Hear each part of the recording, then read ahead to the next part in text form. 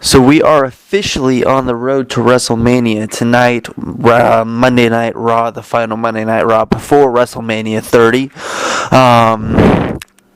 Pretty much a go big or go home Raw for WWE. A lot of expectations.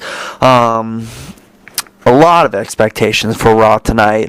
You gotta put on a good Raw before WrestleMania to get fans interested, and unfortunately, in a lot of ways, did not deliver.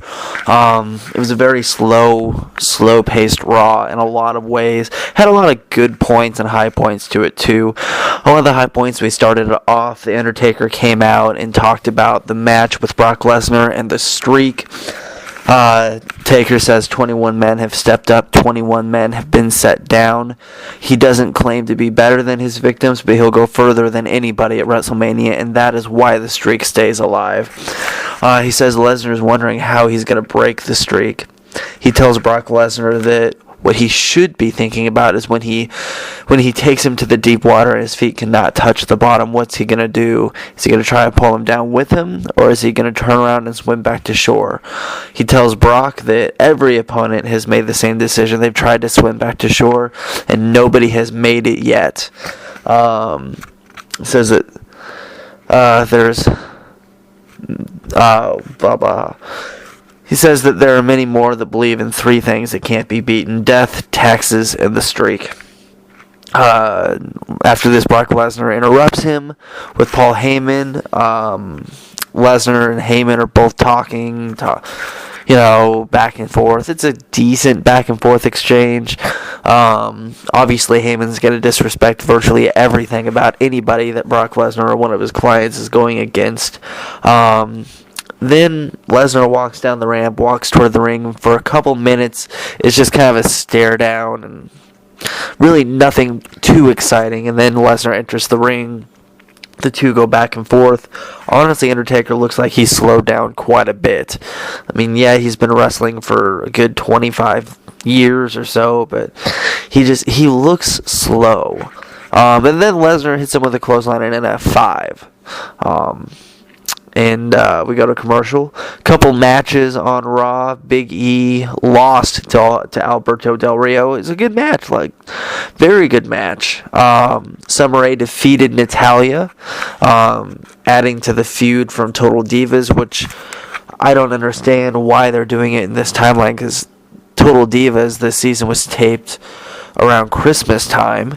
And they're just now having a feud on camera. If the smart fans are going to know that the timeline does not sync up at all. But Summer Rae ended up beating Natalya, which is a bit of an upset. After we come back from commercial, Triple H and Stephanie are in the ring talking about how they've ended the Yes Movement, how they're going to give the WWE Universe one chance to say farewell to the Yes Movement. We go to a video montage of everybody Triple H has beaten that's considered iconic, prolific, and legendary. I mean, Goldberg's on there, Jericho's on there, they're all on there. Then they're talking about how he's going to destroy Daniel Bryan at WrestleMania. He's interrupted by Batista, who's then interrupted by Randy Orton, who then both get told by Triple H that their main event tonight is going to be a no disqualification match. To sum that up, we go to commercial, we come back, we got an 8-man tag, we got Los Matadores and the Usos against the Real Americans of Right Axel. Great match. Obviously, anytime you got the Real American, the Usos and Los Matadores in a match, it's going to be fun to watch. And of course, that team ended up winning. Summer Rae pulled double duty tonight, defeating Natalya and then coming out to be at ringside for Fandango, who he teamed up with Damien Sandow to take on the Rhodes Brothers, the Brotherhood. The Brotherhood ended up winning that match. We've got a poll tonight. Who is going to face Kane? Which member of the Shield? Which we'll get to that later. R-Truth dropped a match to Bray Wyatt. Obviously, they're doing everything they can to make Bray Wyatt look invincible and unbeatable going into his match with Cena. Obviously, we know Super Cena is going to destroy Bray Wyatt at WrestleMania. They're not going to have John Cena lose another big pay-per-view match. 2-3 big pay-per-view matches in a row. He's due to win. It's John Cena. The fans are going to be pissed if he doesn't win, and so you can't have your main guy losing at the biggest stage of them all. But anyway, another good match. AJ Lee versus Naomi in a lumberjack match. They tagged it as a lumberjill match, which I think is kind of whatever. But we don't see enough lumberjack matches. We don't see them anymore. It was kind of fun to watch one, and the lumberjacks had Naomi's back. Naomi ended up winning with the rear view. Not having the eye patch tonight. But Roman Reigns versus Kane ended in a no contest when the Shield came out and stopped the New Age Outlaws from interfering in the match, and then jumped into the ring and then interfered in the match, jumping Kane, and Kane just got ambushed. But I mean, nobody cares because it's Kane in Director of Operations, part of the Authority, just like the Corporation was in the Attitude Era. No one wants to see the Corporation or the Authority win. So I guess Kane won by DQ, but Roman Reigns the real winner of that match. We had a Piper's Pit segment where Piper talks about the Andre the Giant Memorial Over the Top Battle Royal. He's interrupted by The Miz, who's interrupted by Sheamus, who's interrupted by Dolph Ziggler, and Titus O'Neil. Not in that order. Titus came out before Ziggler, I think.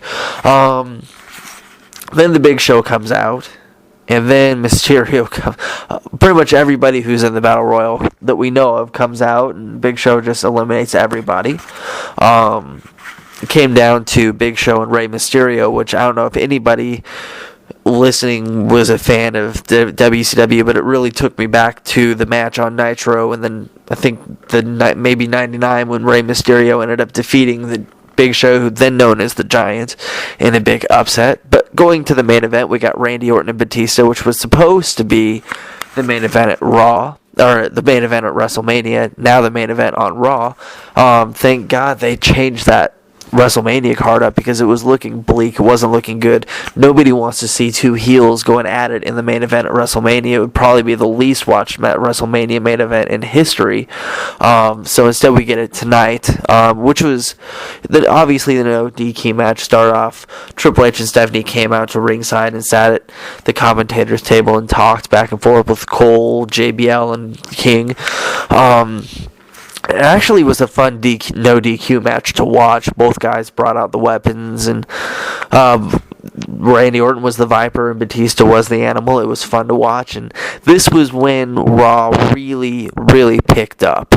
I wish they wouldn't have waited to pick up the momentum for the main event, but at least they did. It was a fun ending. Daniel Bryan comes through the crowd and jumps Triple H from behind.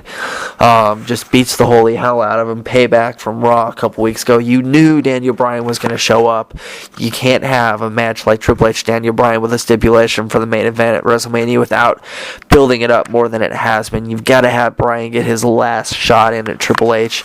Just throws him all over ringside, over the steps, takes him into the rings, beating the hell out of him with a kendo stick, hits Batista with the running knee, hits Orton with the running knee, and we go off the air as Triple H and Stephanie are retreating up the ramp, and Daniel Bryan is standing on the top turnbuckle, just bleeding the yes movement, the yes chants, and it was fun to watch. It was great. Great way to send off Raw before WrestleMania. And to recap my thoughts on Raw tonight, I've seen a lot of posts where people are talking about how Raw has just been boring as of late. And in a lot of ways, it really has been. There hasn't been a whole lot of reason to watch Raw unless you're just an obsessive, dedicated fan, really, who's hoping for the best to come. There's a lot of potential with WrestleMania this year. Like I said, after Royal Rumble, it just the card looked horrible. there was really no reason to have Bray Wyatt and John Cena. They've really built that feud up, and it's a good storyline so far. They could have done better. They probably could have given Cena a better opponent or Wyatt a better opponent. But of course, tonight, after Bray Wyatt was celebrating with Harper and Rowan, Cena came out and jumped Wyatt, adding, one last fuel to the fire segment.